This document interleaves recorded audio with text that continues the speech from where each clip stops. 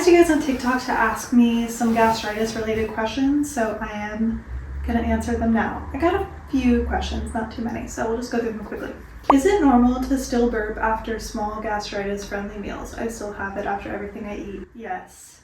The inflammation in your stomach causes a lot of gas to be trapped, and burping is normal. At the beginning, I was doing that a lot.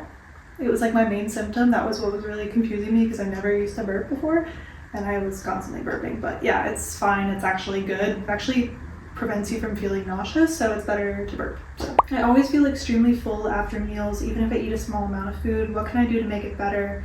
Is it even possible to make it go away? I've been struggling with this for months. Okay. Yes, it is possible to make it go away. I know that that's a really frustrating feeling. It sounds like you might have slow motility or gastroparesis, which is just like the slow emptying of contents from your stomach into your bowels. What can you do to make it better? You should be eating 5 to 6 small meals per day, which it sounds like you might already be doing. Make sure you chew your food really well. Make sure if you're having something like vegetables that it's cooked very, very well. Try to avoid foods that are super high in fiber and high in fat, because those take a longer time to break down in your stomach and can cause you feeling full for a long time. There are some medications that speed up motility, but I'm always opting for doing it the natural way. So you can use ginger tea or ginger chewables. Just make sure it's 100% ginger to increase motility. Be careful with ginger, it can sometimes trigger a flare-up though, so try it out and see if it works. By going for walks after every time you eat, I know it can be kind of annoying, but if you go for at least 5 minutes, it improves your digestion and increases your motility. Magnesium is also a really good option to increase stomach functioning. Probiotics also can help with motility, so if you're not taking those already, try out a probiotic strain. Another natural thing I've heard good things about is artichoke leaf extract. So try those things out, try one at a time, just see what works for you, and hopefully that solves your feelings of constant fullness. Does atrophic gastritis heal? Absolutely. I would say every type of gastritis heals. Gastritis is inflammation. Inflammation can be reduced or completely eliminated. It depends on what caused your gastritis. That's going to influence the amount of time it will take to heal. If it's caused by H. pylori, the sooner you eradicate the H. pylori and then focus on repairing the stomach lining, the better, obviously. Again, it depends on what caused the gastritis in the first place. So DM me if you want to talk more about this. Maybe I can help. Can you tell me more about the portions you ate throughout the journey? I can only eat a small portion. That's what my stomach lets me, but will it get better and how much time? Again, with the previous question, I recommend 5 to 6 small meals per day. During that time, I wasn't exercising because I knew that I wasn't getting enough calories. So that just goes to show you how little you kind of should be eating at the very beginning. Not long term, but for the first month when you're really struggling with symptoms, it needs to be really, really strict. I'm sorry. It will get better, and again, the time depends on what caused the gastritis and how you are healing. So I would need to know more about your day-to-day lifestyle, your stress levels, your work life, what that looks like in order to give you an approximate healing time. Message me if you want to talk a little bit about that. Symptoms of gastritis is having nausea in the morning or through the day. It can be both. I only had nausea at nighttime, thank God. Nausea is like my worst nightmare.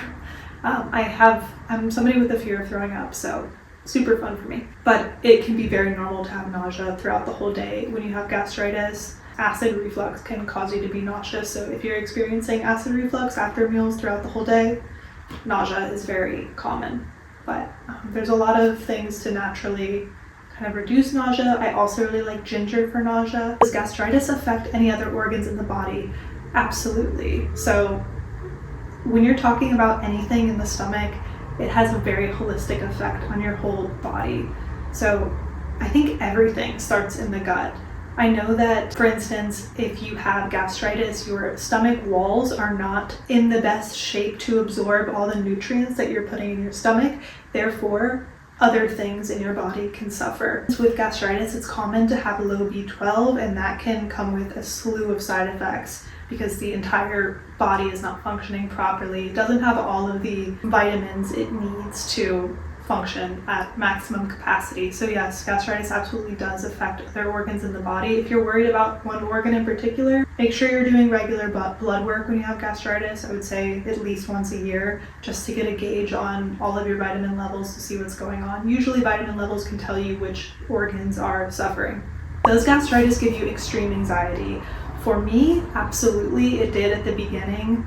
But that was mostly because I am scared of throwing up. So I had extreme nausea almost every day, and I would have like heart palpitations because I was scared I was going to throw up.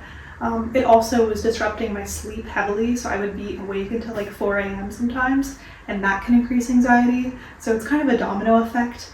But also remember that the gut is your second brain. So anything that is going wrong in the stomach can affect you emotionally, mentally. So absolutely, it's normal that gastritis affects your anxiety. I ended up starting to take L-theanine when I had really bad anxiety, and that was a really lovely, natural way to ease the anxiety. Of course, my doctor immediately gave me like a heavy benzo to fix my anxiety. Ridiculous. But I preferred the natural options. I also just had to make a bunch of lifestyle changes to ease my anxiety. That was getting enough sleep, obviously no more caffeine, chamomile tea before bed, going on walks before bed, just doing things in your day-to-day life that kind of add up. Getting enough sun, make sure your vitamin D levels are okay. I find that I struggle more with gastritis and anxiety in the winter time, and those two are inextricably linked, always. Have your thyroid levels been normal during your gastritis? Yes, all of my levels have been normal during my gastritis, which is perplexing, but I'm lucky that that's the case. But do make sure that you're getting your blood checked again, 6 months to a year. What is the difference between erosive gastritis and gastritis with ulcers?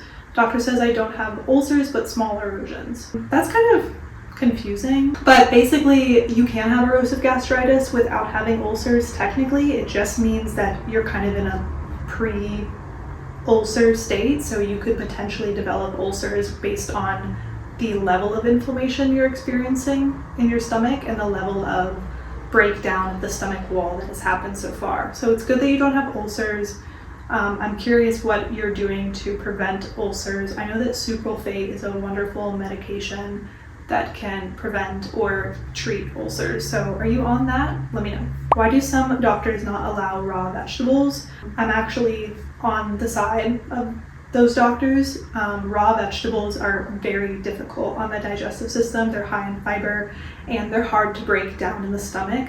So basically anything that's hard to chew, it's hard for your stomach to break down. So think of it like that. If you have vegetables blended up in a smoothie, it's much easier on your stomach than if you're just taking a bite out of raw broccoli. That's why I suggest like steamed vegetables, softened vegetables, vegetables that are easy to chew, because then they will be easier for your stomach. Basically, the longer something is in your stomach, the more the acids in your stomach are able to attack your stomach lining. So you want to limit the time that food is actually in your stomach.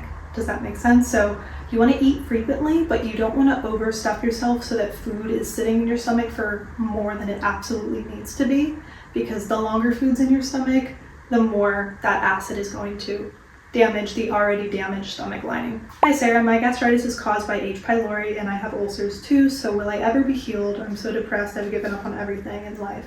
I'm only 20 and dealing with this shit. I'm so sorry. Yes, you will get better. Yes, you will be normal again, I promise. You just have to eradicate that H. pylori. That is like first and foremost. Unfortunately, that's a difficult thing in itself because it requires antibiotics, but antibiotics are very harsh on the gut. So when you're eradicating H. pylori, but you also have gastritis and you want to protect the stomach lining, you need to take countermeasures that are going to protect you from those antibiotics. So a doctor will probably prescribe you an antibiotic or 2 different antibiotics because H. pylori becomes resistant to one antibiotic if you're just using one. So it typically requires 2 different attackers. So you either need a couple antibiotics to go off of, or you can use an antibiotic with a PPI. Again, PPI for short-term use only. I don't like them for long-term use. Or you can use a mixture of an antibiotic with Pepto-Bismol or bismuth subsalicylate. I don't know how to say it. Pepto-Bismol actually can help in killing H. pylori, which is wonderful because it also helps with symptoms dramatically. I don't like to use Pepto-Bismol on a regular basis, but when I'm really struggling, it's my go-to. To counteract the damage that those antibiotics are going to cause on your gut, have a probiotic. Use a good probiotic while you are on the antibiotics and every other day. I think probiotics for long-term use for gastritis are really helpful. And just make sure you are doing all of the good things with your diet, avoiding NSAIDs, avoiding alcohol, caffeine, obviously, and sticking to a gastritis-friendly whole foods diet. Once you do that treatment for 4 to 8 weeks, get a follow-up test for your H. pylori. Make sure that you're not on the PPI for 2 weeks. Once you're finished with the treatment and you've stopped the treatment, give yourself 2 to 4 weeks before you do another H. pylori test, because those treatments can cause a false negative. So make sure that you're off those treatments, all of them, including the probiotics, before you do an H. pylori test. Make sure that test comes back negative. And once it's negative, that does not mean your symptoms are completely gone. You still will have to deal with the actual inflammation in the stomach, but now you can at least start from a good base, knowing that you don't have the bacteria anymore, and then you can slowly start adding in more and more foods as you start feeling better. Those were all my questions. I hope this was helpful. As always, if you want to work with me directly, you can. I do custom healing plans for gastritis. Everybody's case is so unique, so I think it's important to make sure that you have a plan that's specific to you. There is so much misinformation out there, even if you work with a doctor, because it is not their responsibility to get to the root cause, unfortunately. They will treat your symptoms, and that is a valuable thing, but they will not heal you. So make sure you are on an actual healing plan if you want to get better. Now on to the rest of the vlog.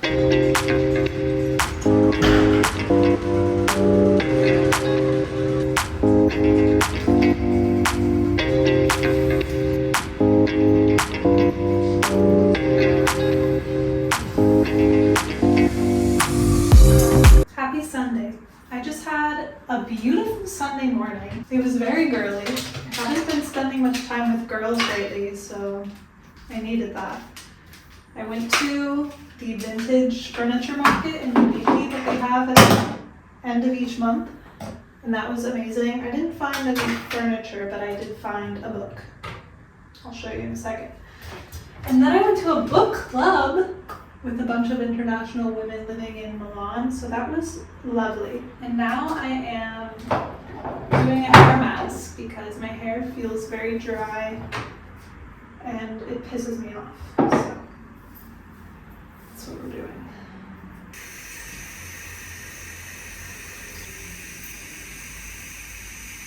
I'm using this Day Monsoon Moisture Mask. It's quite old, but I believe in finishing products.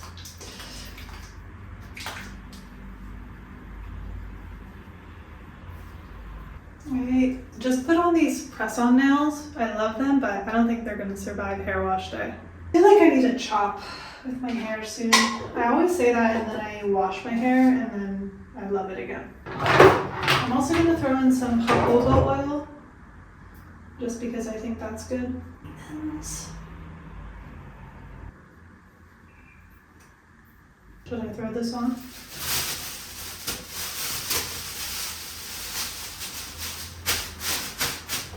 I feel like that would help. Apparently, Trey was one New Yorker not getting everything anytime. Charlotte was spending all of her time with Trey.